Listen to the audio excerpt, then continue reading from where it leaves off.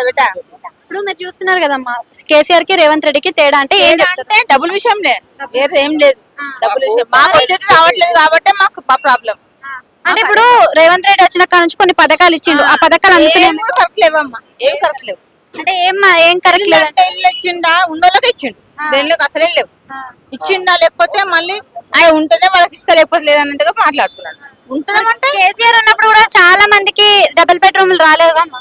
రాలేవు, వచ్చిన వాళ్ళకి ఇచ్చిండు కదా. ఈయన కూడా వచ్చిన వాళ్ళకి ఇస్తాను అంటుండు కదా. ఏమి ఇస్తాడు ఆయన? నా దగ్గర డబ్బులు ఏమంటుండు కదమ్మా. ఫ్రీ బస్సులు పెట్టిండు, మరి ఫ్రీ బస్ వల్ల ఉపయోగం ఉందా లేదంటే? ఫ్రీ బస్ ఏం లాభం అమ్మా? ముసలోళ్ళు ముడుగోళ్ళు అందరూ ఎక్కుతున్నారు దిగుతున్నాడు, డబ్బుల కోసం కాదు. ఫ్రీ బస్ పెట్టి ఏం లాభం?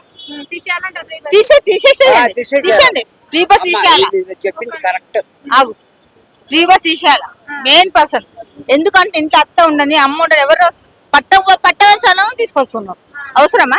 అట్లాంటి వాళ్ళు ఎట్లా అంటే అమ్మ కాకు అత్త కుదిరిన వాళ్ళు కూడా తీసుకొస్తున్నారు. ముసలి పట్టణంలో అవసరమా? అందుకనే ఆ ఫ్రీ బస్ తీసేసి మెయిన్ పర్సన్ ఏంటంటే టికెట్ పెట్టుకుని బెటర్.